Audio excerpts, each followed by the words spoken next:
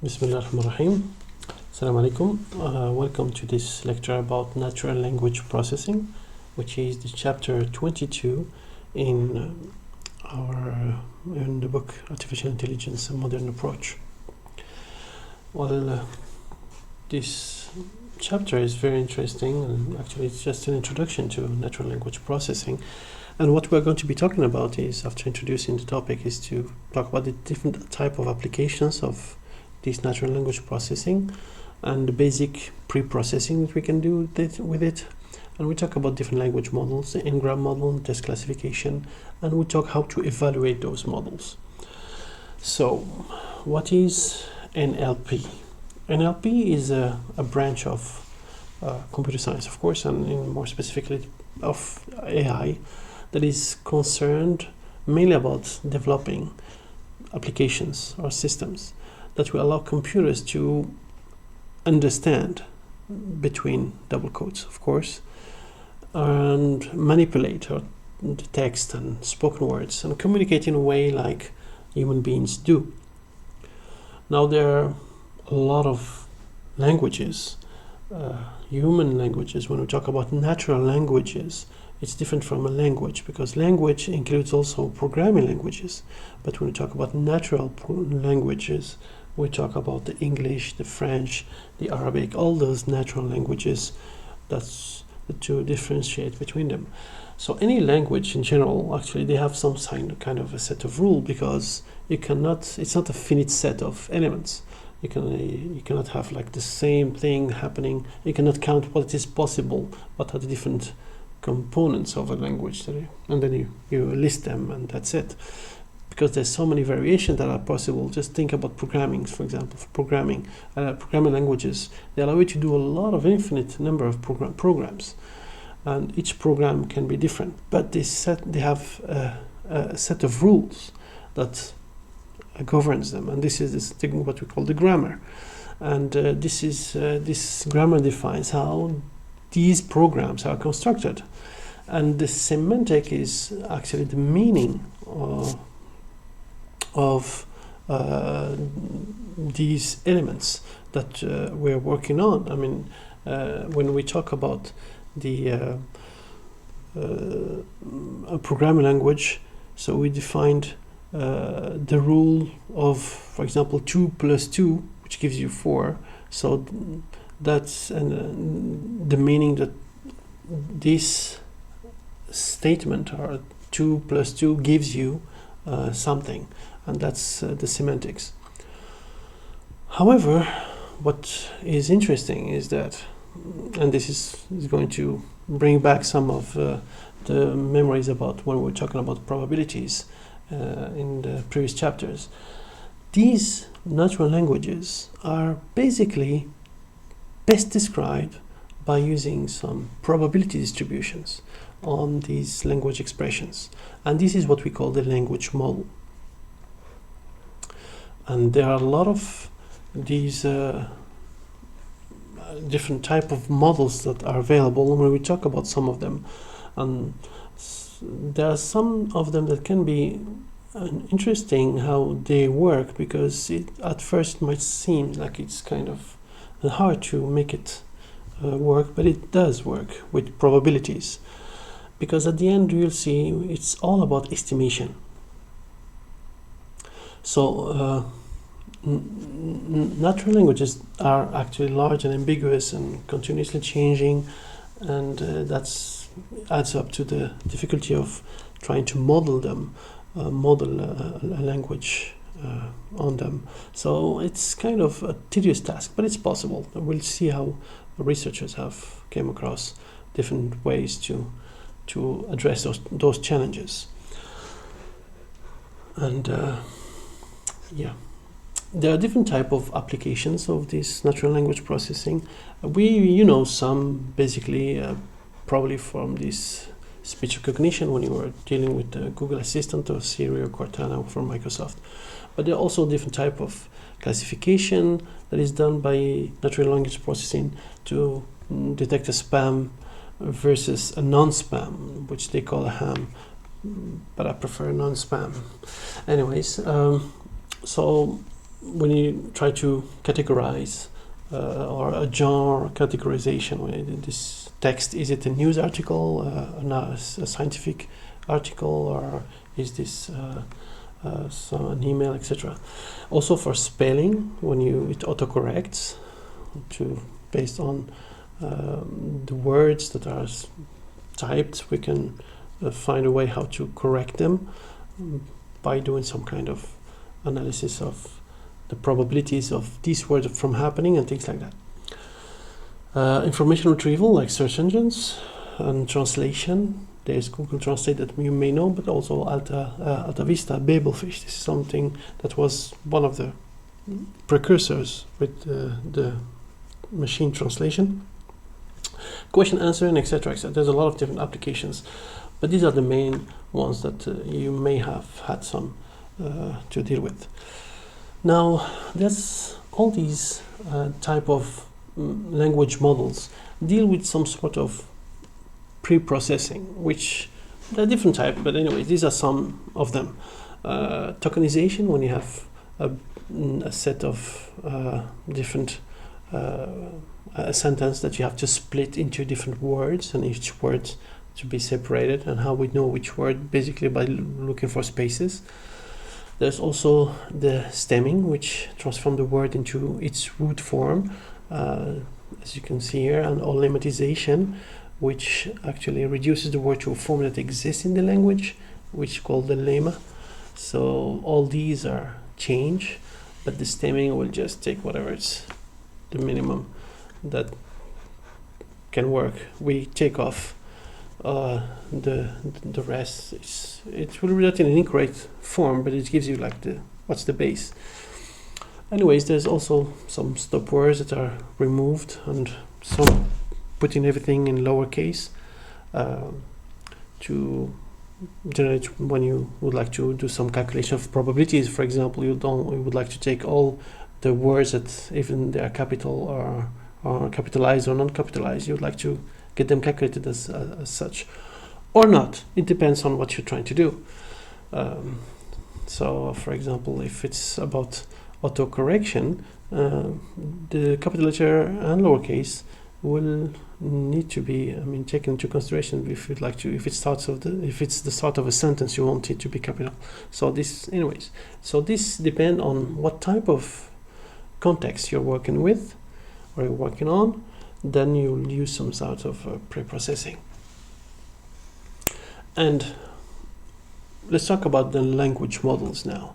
Now, these language models are basically a set of probabilities that we're going to be working with. Now, what do we mean by these probabilities? Well, basically, when we have a sentence, have a set of words, we would like to see, for example, what's the probability of this sentence from happening, and this is going to be just a probability of a sequence of those numbers, of those words composing the sentence. So if you have this probability of this, NLP is a branch of artificial intelligence, and then you would like to calculate the probability of this to be a legal sentence or acceptable sentence according to the language model that you're building. So you're going to be doing some calculations, and if you remember the calculations about the conditional probabilities, where you're going to be splitting these into for each one word, etc., you're going to look for this word as based on the condition of having the others to be in that sequence prior it or before it. So NLP with nothing before, and then is, so having NLP before, what's the probability of this, and then you can calculate the probability of this from happening. So, but we need these probabilities to be calculated so we can get a value for this. And the simplest way how to deal with that is to get these calculations using these n-gram. So n-gram is a sequence of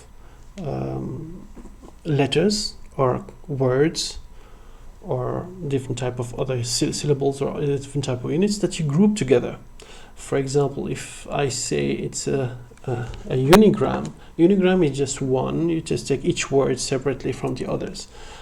But for a bigram or bigram, so this is taken the word and the word, one word before it. So you calculate the probabilities for each word and one word before it, or each character and the other character before it.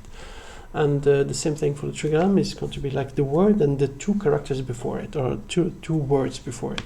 Sorry, I said the word for the trigram and the two previous words with it will make it a trigram, or the character and the two other characters that came before it. And the trigram is just basically looking at these and trying to get probabilities based on just the previous words, either by looking at no words. In the case of unigram, you just look at the word itself and its probability from happening given the context, or given the text that you're training your model on, or the corpus, which is called the group of text that you're using to train your model on. If it's a bigram, then you're using the word and the word before it. A trigram, the word and the two words before it. And then you calculate those probabilities, and this is going to be your language model. But in the case of character models, then it's not words, but it's a character. You have a word that you can split into different characters, and then each one of them you're going to calculate the, for example, if this is the word that I'm looking for, so I'm just going to, if in the case of unigram, I'm just going to take each character separately, but it's not going to help much, as we'll see in some of the results. I've included some examples. But if it's a bigram, for example, a trigram, then it's going to take this word and nothing before it. So there's a space, and then it starts with the word, and then we have O, and then knowing that there's a W before, or then we have R, and before it is a O, and then we calculate the probabilities of each one of these, and then this is going to be the language model. And then when we would like to compare if this is possible or not, we just look at those probabilities. And of course, as I mentioned, there are different types of engrams. Depending on what the task that you're doing, you might want to do some engrams of characters, or maybe words, or syllables, or etc. So it depends on the situation that you're working on. And basically, an engram is defined as a Markov chain of order n-1, which is basically a probability of an immediately preceding words or characters in a body of text. The text is called the corpus, and the plural of corpus is corpora. So when you have a text, you just look at these probabilities and group them and get the set of probabilities that will construct to make your language model.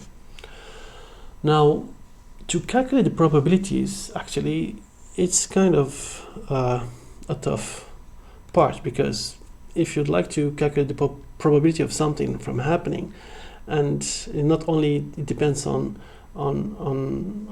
some preceding words, there are two types of challenges. First of all, sometimes in the language, I mean, the dependency can be further more than just two words, for example, or two characters. So it's not going to be enough, but it's some sort of an estimation. That's what I'm trying to say.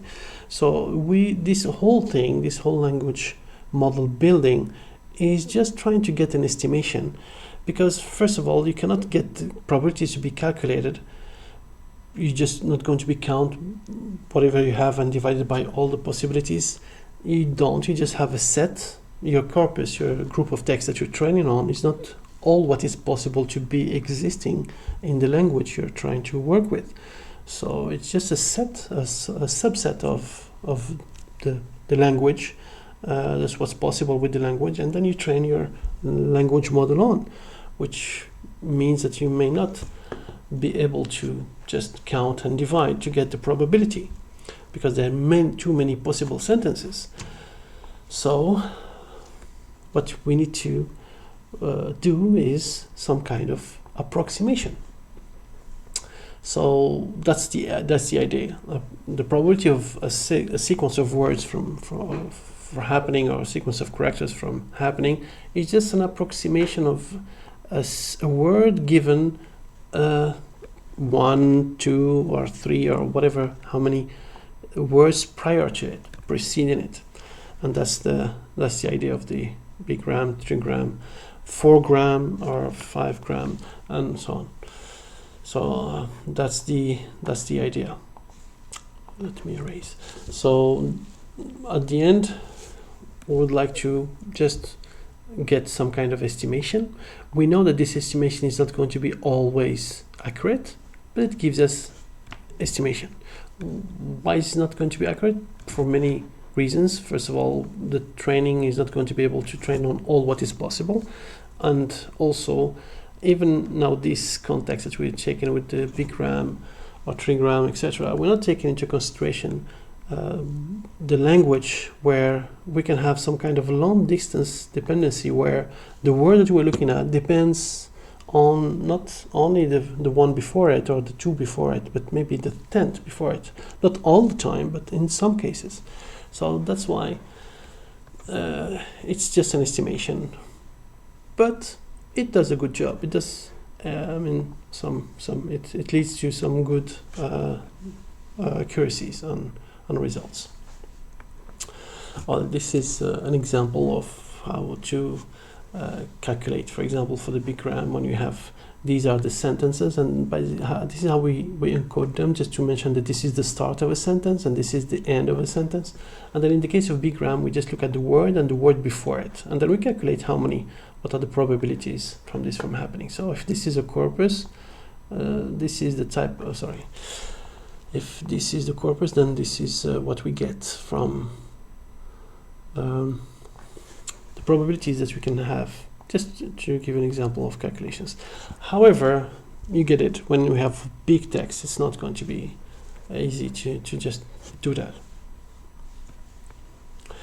So what can we do with these n-grams? I mean, these seem to be pretty much basic, but they are very useful when you do some kind of language identification, especially the character n-grams. For language identification, some languages have some set of characters next to each other that are not going to be found often in other languages. And you have also the spelling correction, also with the characters. With the genre classification, that's something probably going to use words, word n-grams, and to know if this is a story or a news or a legal document or whatever. Also to be able to find some named entities in a sentence. This is a name of a person, this is a name of a drug, etc. Yeah. However, as we mentioned, there's some kind of limitations with the n-gram models, and some ways that are used to deal with those limitations is something called smoothing. And for example, if you have like this sequence of characters, 3 characters, space, th, which is we start with t with a space and then th.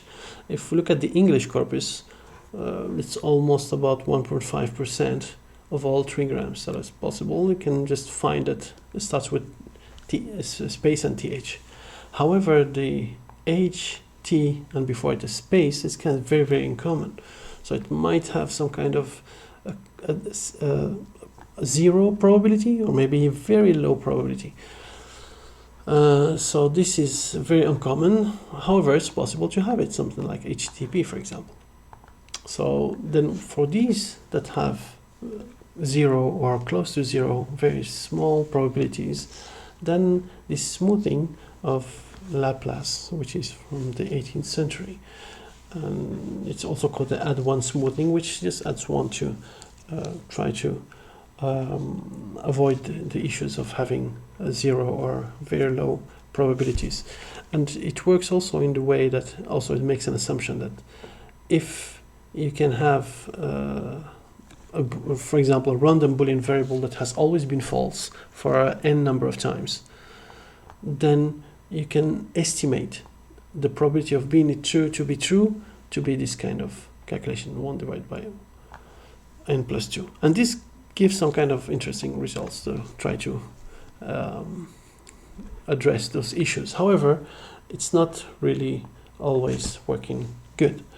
And there are some other ways how to try to deal with those limitations. There's another way how to deal with those is to use this back-off model, which starts by estimating the n-gram counts, but then for any particular sequence that has a low or zero or very low count, we just back off to an n-1 gram. And if you have a word that you're looking at 2 words before it, and then you find that the probability is low, or very low, or 0, or close to 0, then what you do is that instead of calculating the probability of this word looking at 2 previous words, given 2 previous words, you look at this word, the probability of this word given 1 word before it. Then this means you're looking at the big gram this time, the 3 gram, for example. Also, another difference is in the way that we use in the n-gram. You can use a character n-gram or a word n-gram, and this makes a big difference because the set of symbols that are available in the corpus are going to be different for if you're using characters or if you're using words. Words are almost unlimited, but if you use characters, then there's some kind of a limit that based on each language.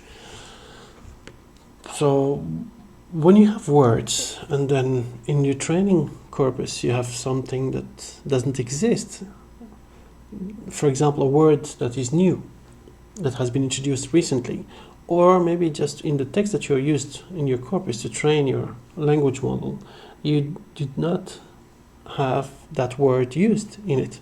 So when you get the probabilities, you don't have probability of that word. So how to deal with that? So there's also an issue that you have to deal with, and generally an idea of just to create a new word for all these unknown words that you can use and include in your language model.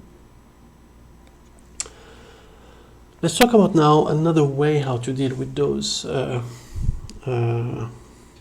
working with natural language processing ideas and the text classification when you try to classify a text in terms of what type of topic it is, for example, or what kind of genre it is, and or you can like to use some kind of sentiment analysis where you'd like to look at some tweets and classify them, and on maybe product reviews, positive, negative, or language identification, author identification, etc., or email if it's spam or not. Now these are kind of a set of processing where you have as an input some kind of a text or a document, and an output a set of classes, and then you get some sort of classifier that is going to be taking the text and classify it based on the different classes that are given. And there are different type of classifiers, and naive Bayes is one of them, and this is what we're going to be talking about more. But there's also different ways, different others that you can look at, and but we'll talk about this naive Bayes for text classification, how to use that, how to make sense of it. The naive Bayes for the text classification is trying to model the document and look at it as if it's a bag of words. Like each word has a probability of occurring without any matter paying attention to the position. So this is a simplifying assumption for this classification.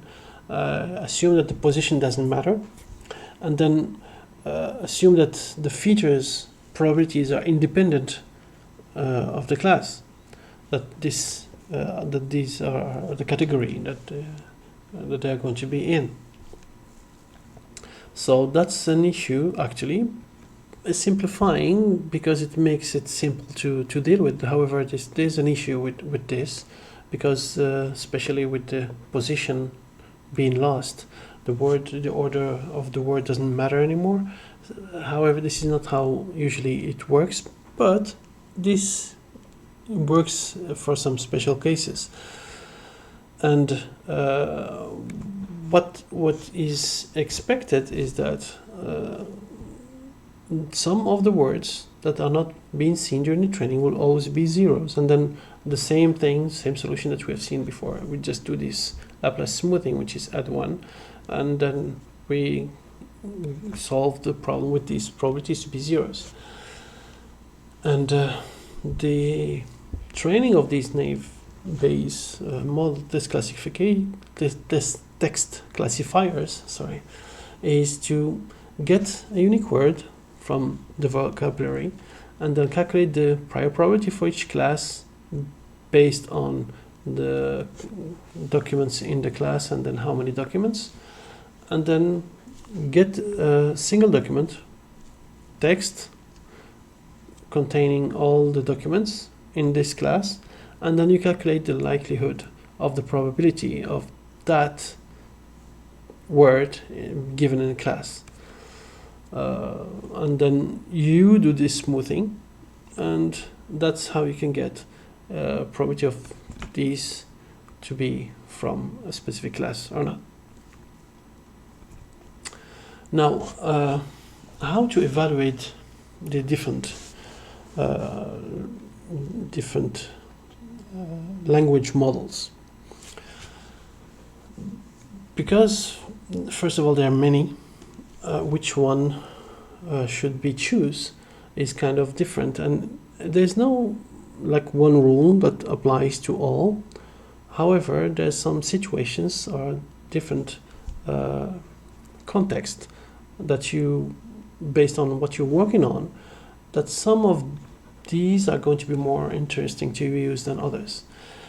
So, but the main idea is that in all cases, what you need to do is to gather some training sets. Now, the training set is going to be composed of all the documents or text that is going to be used to get your probabilities calculated. However, from all what you have gathered, you need to take a small portion and take it out from this training set, so you can use it as a test set for your model. And the test set should be something that has not been seen during the training, so you can just test and evaluate your model. And then the evaluation metrics needs to be selected. Well, how do you know that this model performed correctly or not, or to which extent? There's different ways how to do that.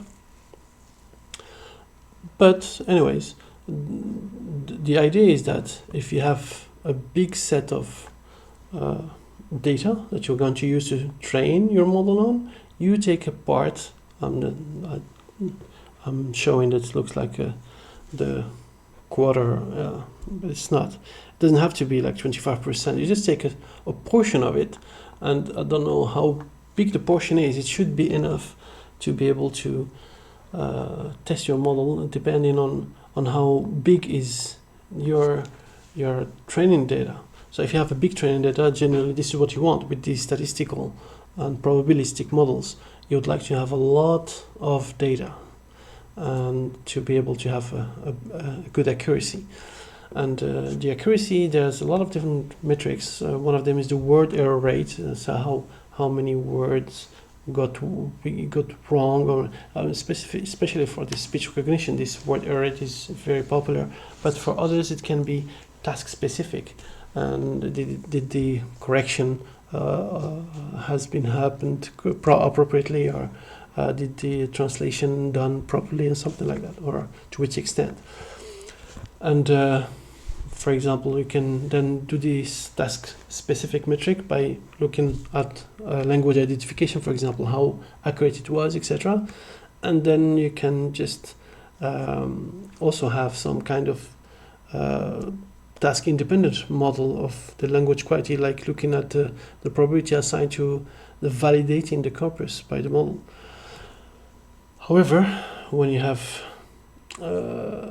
some large corpus, then you'll have some very small numbers. But anyways, you have to find a way how to evaluate, and one of the common ways to get those test set and then compare. There's another way is to use something called the perplexity. The perplexity can be thought of as the reciprocal of probability normalized by like the sequence length. It can also be seen as like a weighted average of the, like the branching factor of a model. If you have, like, for example, 100 characters in the language, and the model says that they are all equally likely to happen, then for a sequence of any length, then the perplexity will be 100. So if some characters are more likely than others, then the model will have a less than 100. So the idea is that the lower the perplexity is you have, and the better the model is going to be. However, this is a bad approximation unless you have a test data that is exactly or very similar to the training data. But it just gives an idea, and usually it should be used as like a palette experiment. And some researchers have done like the calculations on training using 38 million words in the training set and 1.5 million words in the test set from a corpus called Wall Street Journal corpus.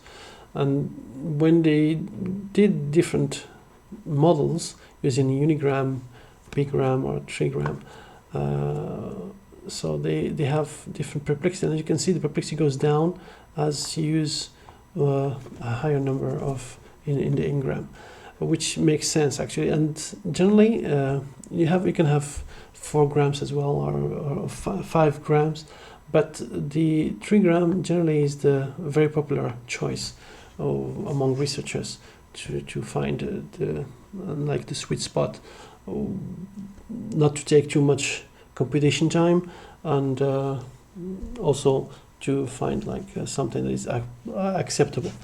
But anyways, as you can see, this is one way, but it's not perfect. And the other way, which is also another way, which is called intrinsic. This is intrinsic, just to look at the model itself. And the intrinsic is that you compare 2 models. You just put them to the task, and like a spelling correction, which one performs better, and then you compare these 2, and then you can find which one is doing a better job as what it is meant to be. And there are a lot of different type of ways how to measure how to compare, how to evaluate a model.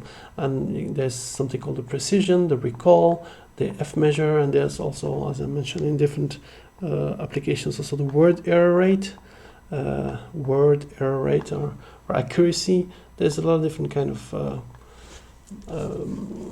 ways how to evaluate, but the main ones is usually many researchers do it by comparing. You take, for example, different models and compare them, or you also by using these big training data set and try to increase. And actually I had some experience with this, more specifically with the speech recognition, where we had to have a very big training data set. And that's why actually Google have a very successful training for its Google Assistant. If you have tried it, it's like the Siri, probably, Siri as well. Apple will have the same thing because they have access to a big amount of data and they can work with. And the more training data you have, the more accurate the model would be. And that's what this whole this whole natural language processing thing. I would like you to remember, try to have a lot of the training data, and then inshallah you'll get a good way how to improve the accuracy. And that's pretty much it for this lecture. I have added some links to some recent models for natural language processing, some of them using this deep learning, because also this is another a very popular trend in the research community to work with this deep learning, which include artificial neural networks, as you have maybe remember from the previous lectures, I think from last week. And there's also some software packages. This one is the one that I've been working on, and it's very useful for speech recognition and very easy to work with as well. And you have others to also work with text, and that's it. Thank you.